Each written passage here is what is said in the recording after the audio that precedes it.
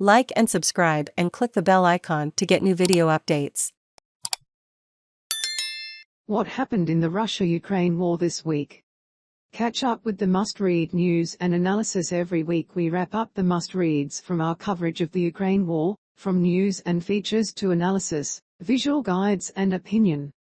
The battle for Mariupol. Peter Beaumont charted the high-profile siege of Mariupol, the key southern port city that, eventually, became a victory for the Kremlin, leaving a city in ruins and perhaps thousands of civilians dead. The battle for Mariupol came to define one of the most brutal episodes in Russia's war against Ukraine. It was one of the first major cities to be encircled and was viewed as one of the Kremlin's key objectives, both for its economic importance and as a stepping stone in building a land bridge from Russia to Russian-occupied Crimea.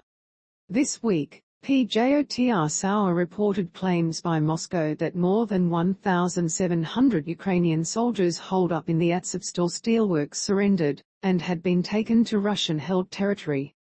Russia said more than 900 of the soldiers had been sent to a former prison colony. It is not clear how many soldiers remain inside the plant, and Ukraine has not commented on the evacuation of the soldiers since Tuesday. The deputy commander of the Azov regiment, Capt Svyatoslav Palamar, released a video on Thursday evening in which he said he had not surrendered and remained in the steelworks. The operation is continuing. I can't give more information now, Palamar said.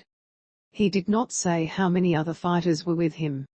Inside Russia, the fate of the evacuated soldiers is being decided. Kremlin spokesperson Dmitry Peskov said the combatants would be treated in line with international norms for prisoners of war, though several senior Russian politicians demanded they be put on trial and one even called for their execution.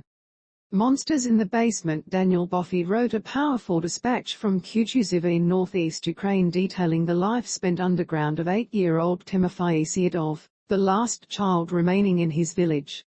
He spends much of his time drawing at a little table, dimly illuminated from above by a tiny LED light, in the corner of the otherwise almost completely dark 40 by 5 meter basement he shares with 23 others including his mum, aunt and grandmother. Tanks feature a lot in his pictures.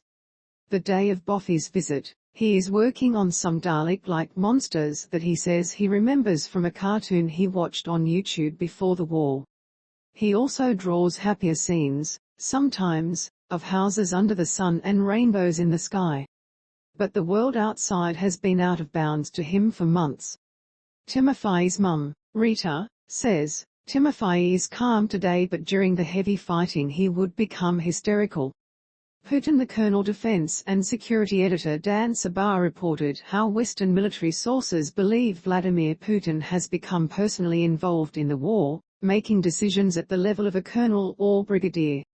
The sources said they believed the Russian president was making tactical decisions in the east, helping determine the movement of forces in the Donbas, where last week his invading forces suffered a bloody defeat as they repeatedly tried to cross a strategic river in the east of Ukraine. The attempt to encircle Ukrainian forces resulted in nearly 500 killed and the loss of more than 70 armoured vehicles in the disastrous attempt to cross the Siverski Donets river in broad daylight. Ben Barry, a former brigadier in the British Army and a land warfare expert at the International Institute of Strategic Studies, said, "A head of government should have better things to do than make military decisions. They should be setting the political strategy rather than getting bogged down in day-to-day activity." Professor Sir Lawrence Freedman from King's College London said he judged the claim about Putin's level of involvement to be plausible. Putin has chased the military operation, first by giving very little notice he would launch an attack and then pushing hard for quick wins. That's particularly been the problem with the second stage of the war, in the Donbas. This week Sabbagh also looked at Russia's claims it was using laser warfare in Ukraine. As one expert he quoted put it, "I believe this is just a lot of hype. Reality of war seeps through to Russians as Russia continues to hide the scale of its losses in Ukraine. More and more information has leaked out, angering the families of Russian soldiers and discouraging even previous supporters of the invasion," write Andrew Roth and Pjotr Sauer. "I look at my government totally different since the war started. said Tatiana Fomenko, 39, whose son Nikita Fomenko was a conscript on the Moskva missile cruiser when it was sunk in a Ukrainian missile strike a month ago. She is still searching for her son. There are some very harsh things I would like to say about our leadership, but maybe best if I don't.